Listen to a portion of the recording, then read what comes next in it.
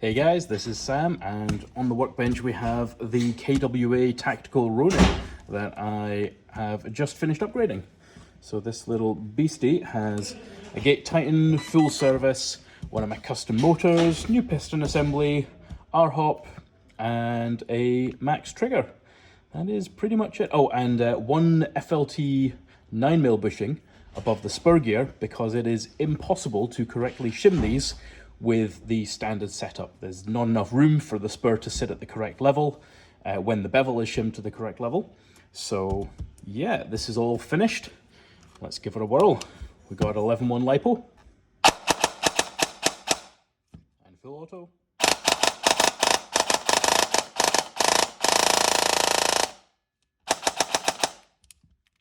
Very nice. So that's a little shooting video for you.